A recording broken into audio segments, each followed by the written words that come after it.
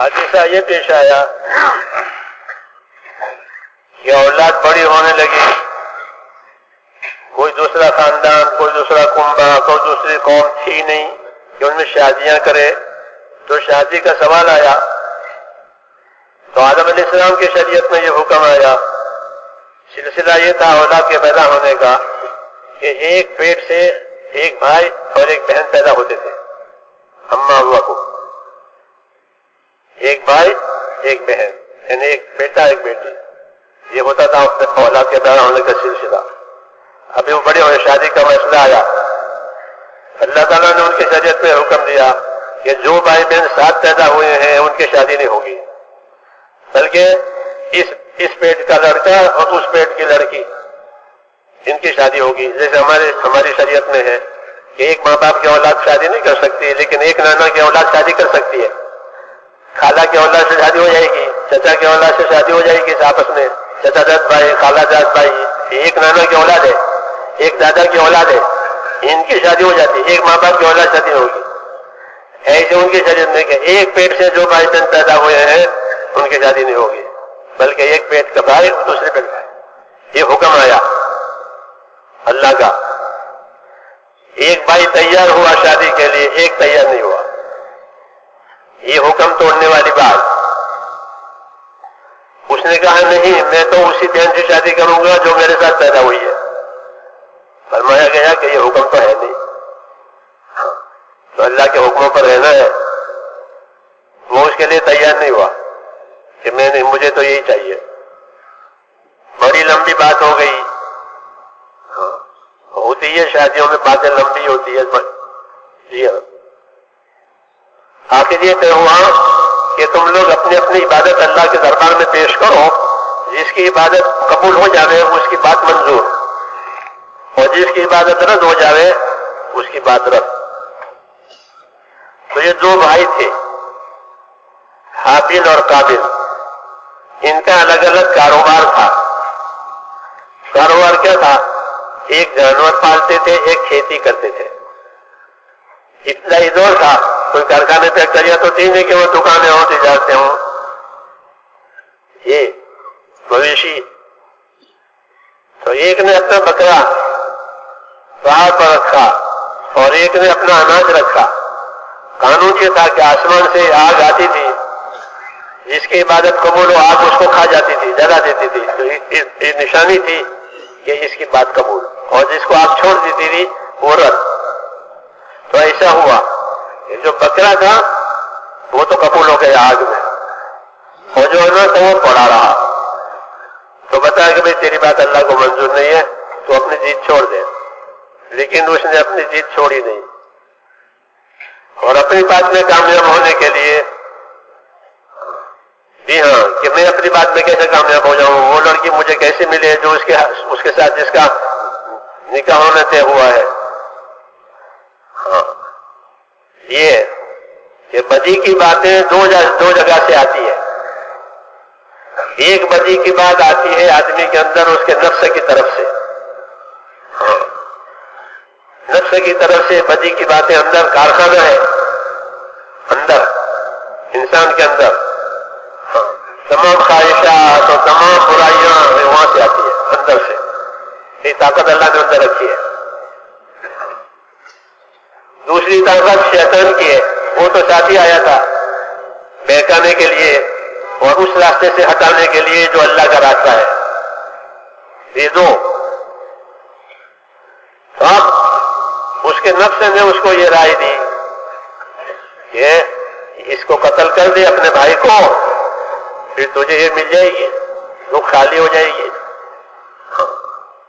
یہ نفسانیت سب سے زیادہ نقصان پہنچانے والی چیز اللہ کے حکموں کے راستے میں آدمی کی اپنی نفسانیت ہوتی ہے، سب سے زیادہ۔ اس لیے مجاہدہ کروایا جاتا ہے، محنت کروائی جاتی ہے حکموں والی، تاکہ نفسانیت جو ہے کمزور پڑ جائے، نفسانیت کمزور پڑ جائے اور حکموں والی لائن اور حکموں والی طاقت غالب آوے، ختم تو نہیں ہوگی۔ جی ہاں، تو اس کے نفس نے اس کو یہ رائے دی، इसको खत्म करते हैं फिर कि खाली हो जाएगी वो। यही रस्म दुनिया में है कि इसको हटाओ ताकि मुझे जगह मिले। आखिर तक यही सिलसिला है। इसलिए मुजाहमत होती है, मुकाबले होते हैं, हाथ फटने कटने के काम बनते हैं कि इसको हटाओ इसको काटो। ये रास्ता हमारा नहीं है, ये रास्ता इब्लीस का है। क्यों कि अल्लाह ताला ने अपना दीन तो जोड़ने के लिए बनाया है। जुड़ो और जोड़ो, मिलो और मिलाओ, रास्ते पर रहो, रास्ते पर लाओ, ये है उसूल असली। तो उसके नफ्स ने उसको इस पर तैयार कर दिया कि अगर इसका खून हो जावे, इसको मार दिया जावे तो ये खाली हो जाएगी। जी हाँ। तो বলেন যে ভাই এরপরে যে আদম আলাইহিস সালামকে তো আল্লাহ তাআলা শরীয়ত দিয়েছিলেন, তো শরীয়তের মধ্যে তেমন বিশেষ কোনো আহকামাত এরকম ছিল না, বরং মানুষের জরুরিয়াত সম্পর্কে যে সমস্ত হুকুম আল্লাহ তাআলা দিয়েছিলেন সেগুলি ছিল। নামাজ ছিল, তো আহকামাত খুব কমই ছিল। বেশিরভাগই মানুষের প্রয়োজন সম্পর্কিত, কিভাবে এই প্রয়োজনটাকে মিটাইবে এই ধরনের হুকুম আহকাম আল্লাহ তাআলা আদম আলাইহিস সালামকে দিয়েছিলেন। তো বলেন যে এরপরে হুকুম এই ছিল যে যখন আদম আলাইহিস সালাম জমিনে আসলেন তো তাদের সন্তানাদি হইতে লাগলো। তো সন্তান হওয়ার নিয়ম এটা ছিল যে একবারে এক ছেলে এক মেয়ে একবারে পয়দা হবে, এক পেট থেকে হবে। তো বলে যে এরপরে এখন ছেলেপেলেরা বড় হলো, তাদের বিয়ে শাদীর প্রয়োজন হবে। কি হবে? বলে যে আগের বারের মেয়ে পরের বারের ছেলে, অথবা আগের বারের ছেলে পরের বারের মেয়ে, এইভাবে বিবাহ শাদী হবে। কারণ একই মা বাপের সন্তান, এখন এখানে কোনো মানুষের কোনো এরকম ভাবে বিশাল কোনো খানদান, বিশাল কোনো মানুষের জনগোষ্ঠী তৈরি হয় নাই, বিয়ে শাদীর প্রয়োজনও আছে। এটা কিভাবে হবে? এটার জন্য হুকুম এটা আসছিল যে একসাথে যে ছেলে মেয়ে পয়দা হয়েছে তো তাদের বিবাহ শাদীর নিয়ম এটা হবে যে উল্টা হবে আর কি, যে অন্যবারে যে ছেলে মেয়ে পয়দা হয়েছে তো তাদের সঙ্গে ওই মেয়ের সঙ্গে ছেলের সঙ্গে বিয়ে হবে, আর এই মেয়ের সঙ্গে ওই ছেলের সঙ্গে বিবাহ হবে। তো মেরে মোহতারাম দোস্ত বুজুর্গ, ওই এক আদম আলাইহিস সালাম থেকে চলছে এই নিয়ম আল্লাহ তাআলার তরফ থেকে, এই হুকুম আল্লাহ পাকের তরফ থেকে ছিল। এখনো তো এরকমই। এখন যদিও এরকম নাই যে এক মা বাপের সন্তানের মধ্যে বিবাহ শাদী হইতে পারে না এখনকার শরীয়ত অনুযায়ী। আর যদি এক নানার খানদান হয়, এক দাদার সন্তান, চাচাতো ভাই, চাচাতো বোন, খালাতো ভাই, এই ফুফাতো বোন, এরকম ভাবে বিয়ে শাদী হইতে পারে, কিন্তু একই মা বাপের সন্তানের মধ্যে বিবাহ শাদীর কোন হুকুম নাই। তো সেই সময় তো এরকম কেউ ছিল না, একজনই ছিলেন, মা বাপ তারা একজনই। তো সেই হিসাবে আল্লাহ তাআলার তরফ থেকে হুকুম এটাই ছিল যে একসাথে ছেলে মেয়ে পয়দা হবে। তো যারা একসাথে পয়দা হবে তাদের মধ্যে বিবাহ শাদী হইতে পারবে না,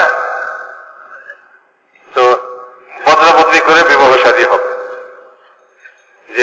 যে ভাই বোন একসঙ্গে পয়দা হয়েছে, যে ছেলে মেয়ে একসঙ্গে পয়দা হয়েছে তাদের সঙ্গে অন্যদের সঙ্গে, আগে যারা পয়দা হয়েছে তাদের সঙ্গে বিবাহ শাদী হবে। তো বলে যে আদম আলাইহিস সালামের দুই সন্তান হাবিল কাবিল, এবং তাদের বিবাহের সময় হইল। সে সময় কাবিলের সঙ্গে যার জন্ম হয়েছিল তার সঙ্গে তো কাবিলের বিবাহ হইতে পারে না। হাবিলের সঙ্গে যার জন্ম হয়েছে যে মেয়ের, তার সঙ্গে কাবিলের বিবাহ হবে। আর হাবিলের বিবাহ হবে হলো কাবিলের সঙ্গে যে মেয়ে পয়দা হয়েছে তার সঙ্গে। কিন্তু কাবিল এই কথা মানতে রাজি না। সে বলে যে না, আমার সঙ্গে যে পয়দা হয়েছে তার সঙ্গে আমার বিবাহ হইতে হবে। তোমাদের বিয়ে শাদীর কথাবার্তা সহজে থামে না, লম্বা খাওয়া হইতে থাকে, বিভিন্ন রকমের ঝাই ঝামেলা আসতে থাকে। তো তো কথাবার্তা লম্বা হইতে থাকলো। কেউ একজন যে এই প্রস্তাব দিল যে আমার সঙ্গে যে জন্ম হয়েছে তাকে আমি বিবাহ করব, সে তার এই জিদ ছাড়তে তৈরি না। অথচ হুকুম তো এরকম নয়, এটা তো হুকুম অমান্য করা হবে।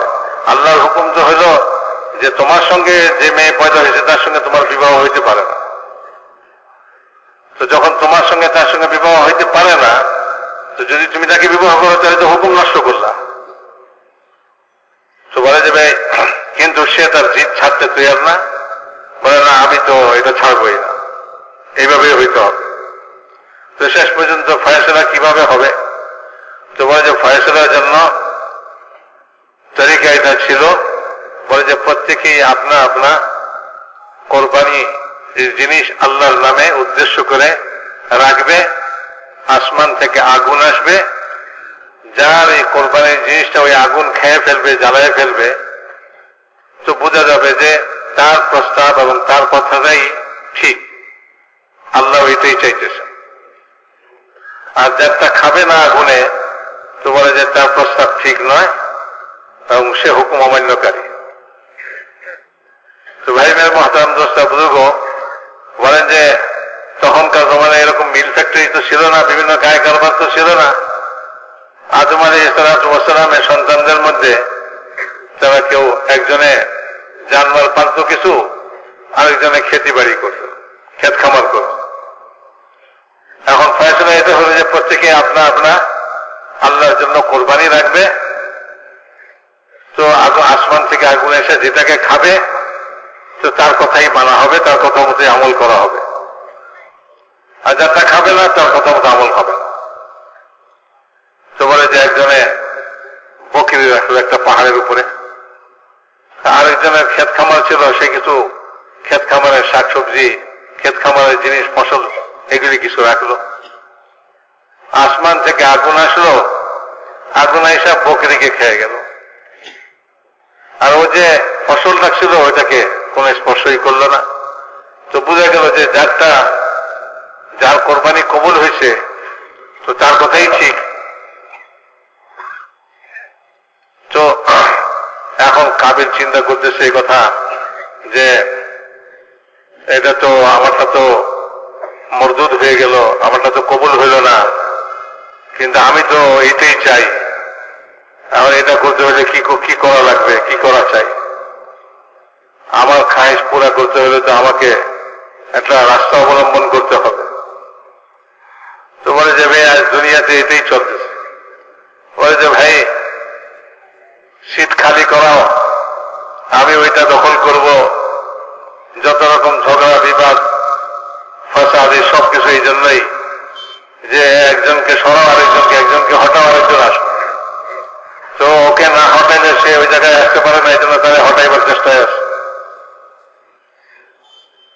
তো সেও এরকম চিন্তা করতেছে। বলে যে মানুষের ভিতরে বদি, যে মানুষ যে খারাপ কাজ করে, আল্লাহ তাআলার হুকুম অমান্য করে, বদ কাজ করে, বলে এটার জন্য দুইটা জিনিস আছে। একটা হলো ভিতরে তার নফস আছে, এটা ভিতরের কারখানা, ওইখানে তৈরি হইতেছে বদি, বদ কামের এরাদা ওইখানে ভিতরে তৈরি হইতেছে। আর বাইরে হলো ইবলিস, কারণ ইবলিস তো ওখান থেকেই কয়ে আইছে যে আমি সোজা রাস্তায় চলতে দিব না, আপনার হুকুম মতো চলতে দিব না। তো বাইরের থেকে ইবলিসের চেষ্টা, ভিতর থেকে হলো মানুষের নফসের চেষ্টা, খাহিসাত। এই জন্যই মুজাহাদা করানো হয় যে নিজের খাহিশকে দমাও আর হুকুমের উপরে জিন্দগিকে আনো।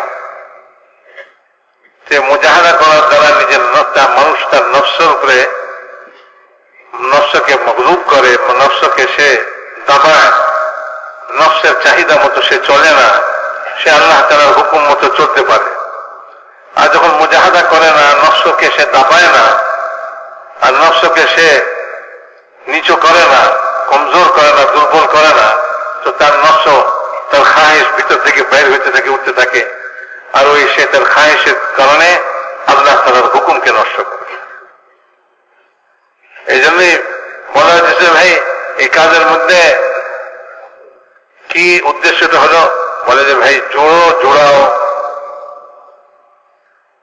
কিন্তু ওই নফস চাইতেছে, ইবলিসও চাইতেছে কি, বলে যে না তুমি ওকে সরাও, ওর জায়গায় তুমি আসো। তো কাম তো হলো যে ভাই জুড়বার এবং জুড়াইবার কাম, এটার জন্যই মুজাহাদা করতে হয়, এই হুকুমের উপর উঠবার জন্যই। তো যাই হোক, ওইখানে সে চিন্তা করতেছে এই কথা যে তার সঙ্গে যে মেয়ের বিবাহ হওয়ার কথা, এটা তো আমি লইতে চাই। তো এখন এটা তো যা কোরবানি পেশ করা হলো সেই হিসাবে তো সাব্যস্ত এটাই হয় যে এটা আমি পাবো না। তো আমি কেমনে পাইতে পারি? ভিতর থেকে তার নফস, তার খাহেশ তাকে তৈরি করতেছে, বুদ্ধি দিতেছে, বাইরে থেকে ইবলিস তাকে প্ররোচনা দিতেছে। বলে এটার একটাই উপায় আছে, সেটা হলো যে ওকে যদি কতল করে দিতে পারো, ওকে যদি হত্যা করতে পারো, মেরে ফেলতে পারো, তাহলে তোমার জন্য জায়গা খালি হয়ে যাবে, তোমার জন্য সহজ রাস্তা পরিষ্কার হয়ে যাবে। তো মেরে মহতারাম দোস্তা বুজুর্গ, এ কথা ভিতর থেকে আসতেছে, বাইরে থেকে ইবলিস তাকে এ কথা বুঝাইতেছে যে তাকে কতল করো, তাকে হত্যা করো, তাকে শেষ করে দাও, তো তোমার জন্য জায়গা খালি হয়ে যায়। এটা ভিতর থেকে পয়দা হইতেছে। এটার জন্য এখন সে তৈরি হইতেছে যে সে কি করে তাকে মারবে এবং সে কি করে তাকে হত্যা করবে, যাতে তার খাহেশ পুরা হয়ে যায়, তার ইচ্ছা পুরা হয়ে যায়।